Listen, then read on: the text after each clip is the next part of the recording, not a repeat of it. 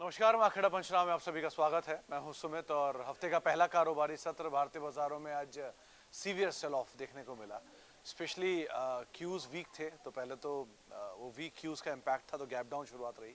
Slightly recovery market में lower level से आई ज़रूर थी, लेकिन फिर सस्टेनेबल नहीं रही, तो सेकेंड हाफ में बिकवाली और गहराई। निफ्टी करीब करीब 250 अंक नीचे बंद हुआ। बैंक निफ्टी में करीब 790-800 अंकों के आसपास का फॉल आता हुआ दिखाई पड़ा। लाइकवाइज मतलब 1-1.5% का फॉल फ्रंटलाइन इंडेक्स में, चाहे निफ्टी हो सेंसेक्स हो। मिड कैप इंडेक्स करीब 780 अंक, मोटा मोटा 800 अंकों की बिकवाली वहाँ पर देखने को मिली।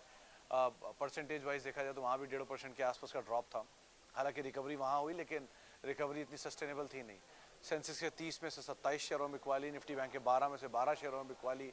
आज थोड़ी बहुत बाइंग मेटल में थी, थोड़ी बहुत बाइंग आज स्टॉक स्पेसिफिक थी। मतलब एक समय पर रिलायंस में रिकवरी आई, बाद में वो रिकवरी गिव अप हो गई। HDFC bank, ICICI bank pressure बना रहे थे।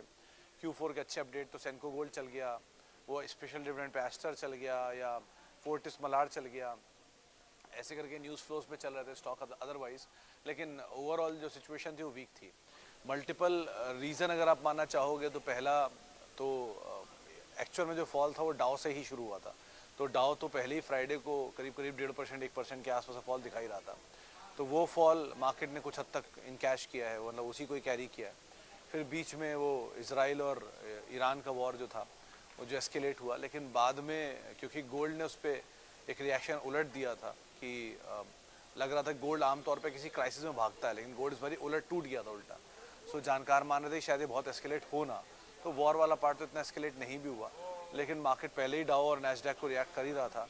तो वो एक वजह मान लो जिसकी वजह से बाजार टूटा है। प्लस हीटेड अप मार्केट तो है ही, तो जहाँ भी मौके मिलेंगे वहाँ बाजार में बिकवाली तो आएगी ही। सो ठीक है, बिकवाली चली रही है। स्टॉक स्पेसिफिक में अर्निंग्स का इम्पैक्ट था। टीसीएस में फर्स्ट हाफ में खुला एकदम से तेज, लेकिन बाद में टीसीएस में भी प्रॉफिट टेकिंग हाई लेवल से आते हुए दिखाई पड़ी। आज के बड़े इवेंट में पहले तो टीसीएस ही था, दूसरा वो हमास और इसराइल की तरफ से कोई बहुत अपडेट आया नहीं, तो वो भी नॉर्मली हो गया, नॉन इवेंट ही रहा। देन मेटल प्राइसेस चल रहे हैं, तो मेटल प्राइसेस का इम्पैक्ट मेटल कंपनीज में था आज। हिंडाल्को, नाल्को, एनएमडीसी सभी तेजी में थे। एक आईएमडी का प्रेस कॉन्फ्रेंस था, जो अनुमान था कि बढ़िया मानसून का प्रेडिक्शन आएगा, वही आया। 102% के आसपास मानसून प्रेडिक्शन की बातचीत है। अब बाकी जो इवेंट अवेटेड हैं, उसमें ये हफ्ता भी ट्रंकेटेड वीक है, तो पहले तो वही पार्ट है। फिर स्लोली एंड स्टेडली एक वो बड़ा टेस्ला के चीफ इंडिया में आएंगे, तो वो एक बड़ा इवेंट होगा। देन अर्निंग सीजन 17 तारीख से फुल फ्लैश शुरू हो जाएगा, सो वो भी आप नज़र रखोगे। तो ऐसे करके धीरे धीरे इवेंट बढ़ेंगे ही आगे। और मार्केट को लेके ऐसा सच कोई खास कंसर्न तो नहीं दिख रहा, but wait and watch is a preferable thing. आप देखो कैसे मार्केट रिएक्ट करता है उसके हिसाब से। और इवेंट बेस्ड या फिर अर्निंग बेस्ड या फिर Q4 अपडेट बेस्ड ऐसे रिएक्शन मार्केट में आते हुए दिखाई पड़ रहे हैं। तो जहाँ जहाँ खबरें आ रही हैं, उन खबरों के रिएक्शंस पे मार्केट अब देखते हैं कैसे काम काज करता है। लेकिन एज ऑफ नाउ मार्केट में कहीं फियर तो नहीं दिखाई पड़ रहा। क्रूशियल लेवल था 22,500 जो टूटा है, तो अब अगला सपोर्ट 22,100 22,150 के आसपास आता है। अभी भी 100-150 पॉइंट नीचे वहाँ से, यहाँ से। तो अब मानो, अब let's see how market page out. बाकी स्टॉक स्पेसिफिक स्टोरीज आपको नज़र रखना ही होगा आपको। चलिए अब सवाल जवाब का सिलसिला शुरू करते हैं और बातचीत करते हैं कुछ सवालों को लेकर भी। जो सबसे पहले सवाल मेरे पास आए हैं उनमें, किधर गए सवाल जी?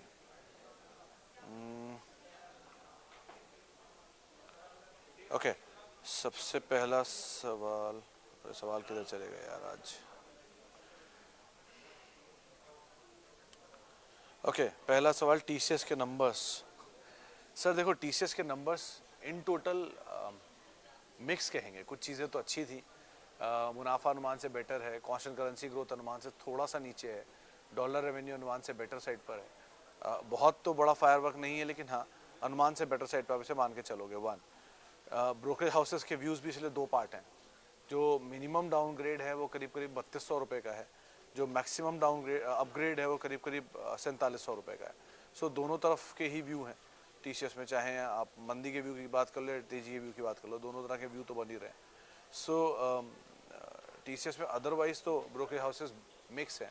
अच्छी चीज़ डिविडेंड, एक और 28 रुपये पर शेयर के आसपास का डिविडेंड यहाँ पे फिर से दिया, यानी इन टोटल इस साल के दौरान ही देख लेंगे तो करीब करीब डिविडेंड के तौर पे 76 रुपये टीसीएस डिविडेंड दे चुका है। सो डिविडेंड स्टोरी ठीक है, कंपनी कंसिस्टेंट है, थोड़ा बहुत आज फॉल आया, लेकिन बहुत दिन सस्टेन करेगा नहीं, वापस घूम जाना चाहिए। तो इतनी कोई खास कंसर्न नहीं है टीसीएस में, नंबर्स अच्छे ही मान के चलिए आप, फ्लैट टू पॉजिटिव बायस पे उसको आप मान के चलिएगा। Hello sir, good valuation companies that we can add in this fall. एक दिन में दीक्षित सर वैल्यूएशन नहीं बदलते हैं किसी भी कंपनी के। आपको जो था परसों फ्राइडे को और आज के फॉल में 1.5% का फॉल है, चाहे निफ्टी हो चाहे मिड कैप हो।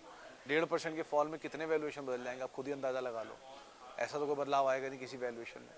और स्टॉक स्पेसिफिक भी अगर 7-8% टूट गया तो कोई चीज़ 7-8% टूटी है तो वही टूटी है जो ऑलरेडी बहुत चली हुई है। इतना वैल्यूएशन को बदलाव नहीं आ जाएगा। रही बात बेटर पोजीशन स्टॉक्स की, तो हैप्पीएस्ट माइंड उस दिन भी था, आज भी है। टीसीएस कोई ख़राबी नहीं है नंबर में। आप मतलब इफ़ इन केस, क्योंकि जहाँ पर एक इवेंट हो गया वहाँ तो आप ऑलरेडी सर्टेन हो कि अब इसके बाद जो भी इवेंट आना है कुछ दिनों बाद आना है। जो ऑलरेडी बाय रडार पे थे स्नोमैन टाइप, वो ऑलरेडी बाय रडार पर है और आपके लिए मार्जिन ऑफ सेफ्टी बढ़ा देते हैं। इस तरह से आप काम कर सकते हो उनमें, लेकिन एक दिन के अंदर कोई फंडामेंटल बदलाव नहीं होता। Okay, I put all my money in Adani Enterprise if current governments win. Mishra sir, sorry, I don't have any political view on any particular government. One, I am very weak in politics, so मेरे लिए वो topic ही मेरा नहीं, इसलिए मैं बोल नहीं सकता उस पर। रही बात putting all your money on Adani Enterprises, I'll always say never put all your money in any of the company, be it whatever, be it best even. अगर वो देश की सबसे बड़ी कंपनियां भी क्यों ना हो तो भी आप उनमें अपना पूरा पैसा नहीं लगा सकते। आपको अगर पूरा पैसा लगाना तो निफ्टी ईटीएफ में लगाइए, सिंपल। वहाँ पर आप एक बार को पूरा पैसा लगा सकते हैं, but that too in a phase way, SIP way में। लेकिन मतलब अगर आप रैशनल होके ऐसे कॉल ले रहे हो तो ये आप ही नहीं हो अकेले लेने वाले, से बहुत लोग होंगे। और what you can see everybody can see, तो हर चीज़ पब्लिक डोमेन में इस समय। तो ऐसा कुछ नहीं है कि कुछ अनोखा आपको दिखेगा जो इलेक्शन के बाद होने वाला है। कंपनी स्पेसिफिक हो, ग्रुप स्पेसिफिक हो, अगर आपको लगता है कि एक सरकार के जीतने पर से किसी एक ग्रुप का बड़ा इम्पैक्ट आएगा तो यू कैन डू इट, लेकिन ऐसा पॉसिबिलिटी होनी नहीं चाहिए। ऐसा अगर आप करना चाह रहे हो तो better is to go with Nifty ETF 1, अगर आप निफ्टी को ही प्ले करना चाहते हो। एंड दैट टू आप एक बार के बेट नहीं करो, एसआईपी वे में बेट करो तो ज़्यादा ईजी एंड कन्वीनियंट रहेगा। और रही बात एक गवर्नमेंट के आने से क्या होगा क्या नहीं होगा, so I am not the right man for this. किसकी गवर्नमेंट आएगी, कौन सी गवर्नमेंट आएगी, कितनी सीट्स बनेंगी, मुझे ज़्यादा आइडिया नहीं, इसके लिए माफ़ी। Okay sir, view on Snowman, can we add more at CMP? Puneet sir देखो, स्नोमैन के केस में चीज़ें एक ही ट्रिगर है और वो ट्रिगर आज भी पूरी तरह वायबल है। प्रमोटर की बाय हो रही है, 54 रुपये से हो रही है, 73 रुपये तक हुई है। शेयर 73 तक ही था लास्ट जो फॉल आया उसमें, और आज एक दिन में 5-6% टूट गया। आपके लिए 54 स्टॉप लॉस था, 54 stop loss, 59 654 what ever suits you well, वो आपका स्टॉप लॉस रहेगा। और अभी भी आप लॉन्ग लेना चाहो तो ले सकते हो, बट आपका stop loss 59 and 54 he maintain रहेगा। प्रमोटर अगर 73 तक बाय कर सकता है तो फिर वो एक्टिवली बाय करेगा। इफ़ इन केस अगर और शेयर फॉल होता है तो आपको हमेशा मार्जिन ऑफ सेफ्टी प्रमोटर ही दे देगा, क्योंकि जब फॉल नीचे आया है तब तक प्रमोटर बाय कर रहा है। अगर प्रमोटर बाय कर ही रहा है कंटिन्यूसली तो आपको ऑलरेडी मार्जिन ऑफ सेफ्टी दे रखा है उसने। 54 एंड 59 आपका stop loss and position would remain long.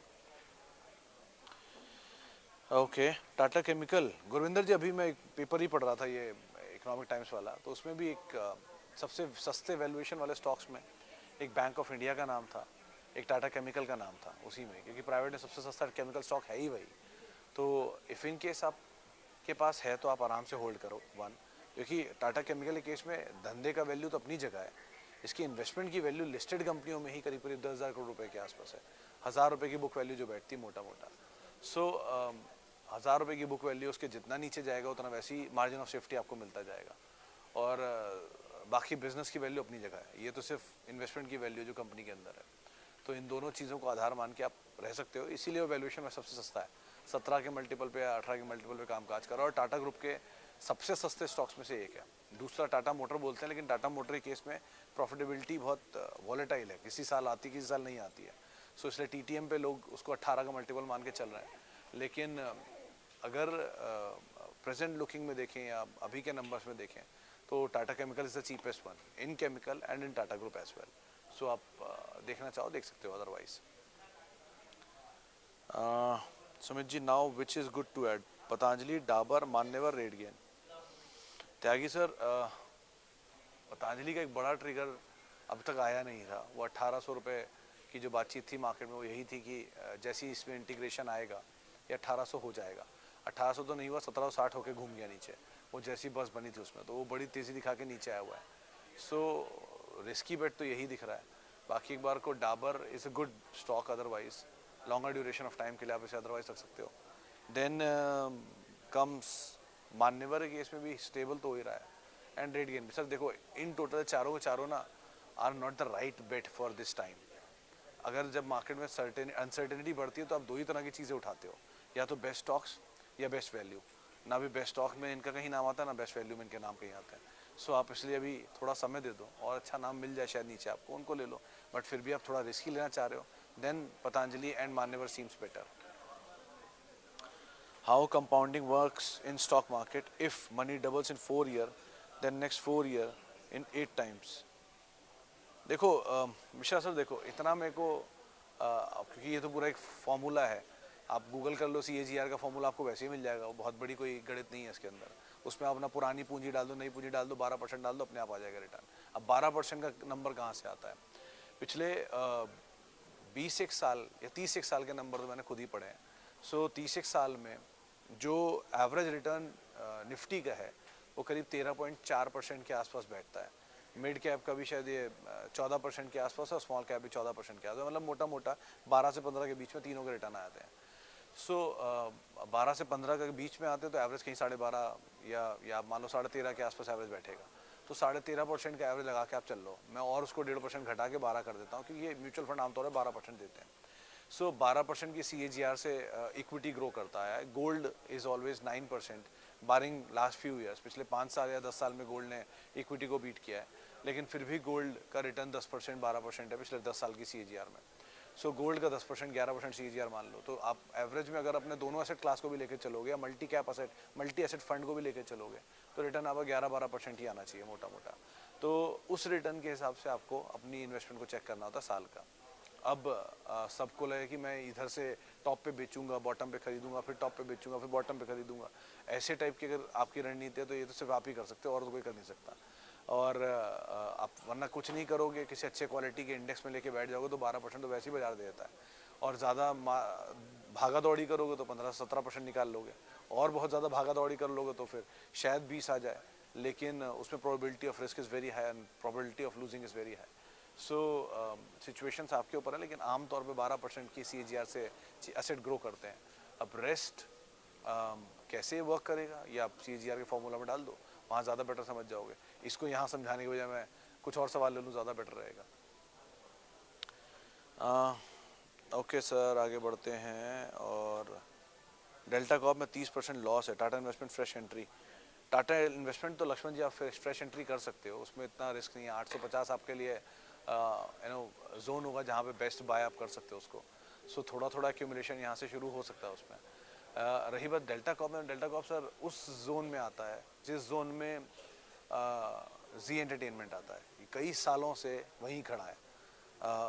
Wealth creation हुई है इसके अंदर, लेकिन the scale of wealth creation जो हो सकती थी वो हुई नहीं है। कुछ साल में इसमें स्टोरी आती तेज़ी की, फिर वहीं फिजल आउट हो जाता है, फिर कुछ साल में चलता है, फिर फिजल आउट हो जाता है। सो ये वो जी एंटरटेनमेंट वाले स्टॉक हैं जिनको पिछले 17-18 साल से कहीं नहीं गए, वहीं के वहीं खड़े हैं। सो आम तौर पे से भी किसी से मेरी परसों वीकेंड में बात हो रही थी एक बड़े जानकार से, तो यही कह रहे थे कि HDFC ऐसे 50 मंथ मूविंग एवरेज पे आ गया था, 50 मंथ एक्सपोनेंशियल मूविंग एवरेज पे, जो 1380 था। 50 मंथ का एवरेज है वो, तो आप खुद ही सोच लो कि करीब 3.5-4 साल का एवरेज है। उस एवरेज से तो स्टॉक को घूमना ही था, वो घूम गया, और घूम के चल भी गया, 300-400 रुपये चल गया। लेकिन अच्छी क्वालिटी के एसेट में आप उस लेवल पे अगर पैसा डालते हो बड़ी क्वांटिटी में, तो आप पैसा बना भी लेते हो, लेकिन अच्छी क्वालिटी। अगेन अब ये जी एंटरटेनमेंट में एप्लीकेबल नहीं है, क्वालिटी की इशू यहाँ नहीं है, यहाँ इशू है कि वहाँ इश्यूज चल ही रहे हैं कुछ ना कुछ।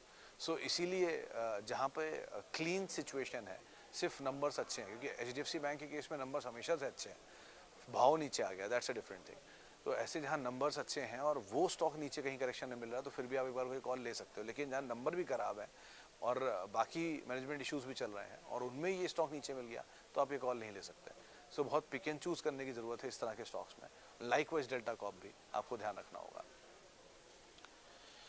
मार्केट में फॉल कब तक रहेगा? क्या सब कुछ बेचकर कैश में बैठ जाना चाहिए? विकास जी देखो, जब बाजार में तेजी थी, रोज नए हाई बन रहे थे, तब भी मैं एक ही चीज़ बोला था कि थोड़ा थोड़ा कैपिटल निकालते चलो, कैपिटल निकालते चलो उनसे जहां पर आपको मल्टीपल टाइम्स गेन हो रहा है। कैपिटल निकालने की वजह यही थी कि आपके पास कैश होगा। अब या आज जैसे और दिन जब आएंगे तब आपको वही शेयर नीचे मिलेंगे, आप वहां पर एंटर कर सकते हो। रहेगा मार्केट में कब तक फॉल है, आई कैन नॉट से। सर देखो, बारिश तो मैं नहीं प्रिडिक्ट कर सकता, छाता ज़रूर खोल सकता हूँ। सो वो आपके हाथ में है कि आप मतलब मार्केट के फॉल को देखिए या उसका फ़ायदा उठाइए। मार्केट में फॉल तो होते ही रहेंगे, उसका बेसिक नेचर है उतार और चढ़ाव, तो उसमें तो मेरा जोर नहीं है। तो मेरा जोर जिस चीज़ में है मैं वो आपको कह सकता हूँ कि जहाँ आपको अच्छे दाम पे शेयर मिले वहाँ आप एंटर कर सकते हैं। अभी पहला दिन है, दूसरा दिन है, तो थोड़ा सा और लेट इट सेटल, और जहाँ थोड़ा सा तूफान थमता हुआ दिखाई पड़े वहाँ आप एंटर करो।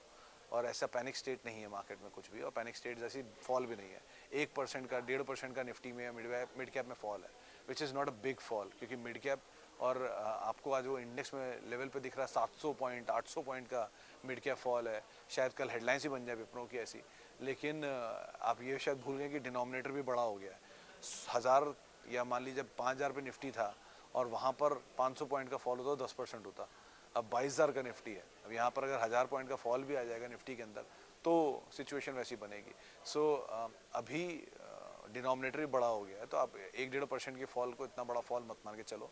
ये फॉल आते रहेंगे और भी आएंगे शायद आगे चल के, बट मतलब मैं ये नहीं कह रहा हूँ कि आएंगे ही, हो सकता आ जाए, लेकिन उस सिचुएशन के लिए आप तैयार रहो, आपके पास किटी अवेलेबल हो, तेज़ी में पैसा निकालो, मंदी में पैसा डालो, यही एक सही रणनीति होती है। और अगर आप लॉन्ग टर्म इन्वेस्टर हो तो अपनी एसआईपी को होल्ड करो, आराम आराम से नीचे मिलती रहे, एसआईपी का साइज बढ़ाते जाओ, तेज़ी में कम करो, मंदी में ज़्यादा कर दो। ये एक सिचुएशन बनती है आसानी से मार्केट में बने रहने के लिए। और अगर आप इन्वेस्टर हो तो वैसे भी आपको 1-2 फॉल से कोई फर्क पड़ना नहीं है, कि आप लॉन्ग टर्म में बहुत फॉल आपने देखोगे ऐसे। सो इन्वेस्टर लोगों के लिए वैसे भी इतना बड़ा कंसर्न नहीं है, ट्रेडर के लिए थोड़ा बहुत कंसर्न है, तो उनके लिए आप स्टॉप लॉस को फॉलो करो, बेस्ट है। चलो सर, अभी के लिए तो फिलहाल इतना ही, लेकिन थोड़ी बार फिर मिलता हूँ 5:30 बजे के अराउंड। और आप मेरे साथ जुड़ सकते हैं, @सुमित रिसर्च मेरा ट्विटर हैंडल है, सोशल मीडिया हैंडल्स हैं। किसी भी निवेश से पहले अपने वित्तीय सलाहकार की राय ज़रूर ले लें। और CNBC आवाज़ के यूट्यूब, फेसबुक, इंस्टाग्राम सारे पेजेस पे जुड़ सकते हैं आप हमारे साथ सवाल पूछने के लिए। बाकी जो सवाल बच गए हैं उनको 5:30 बजे फिर से डील करने की कोशिश करते हैं। तब तक के लिए इतना ही, नमस्कार।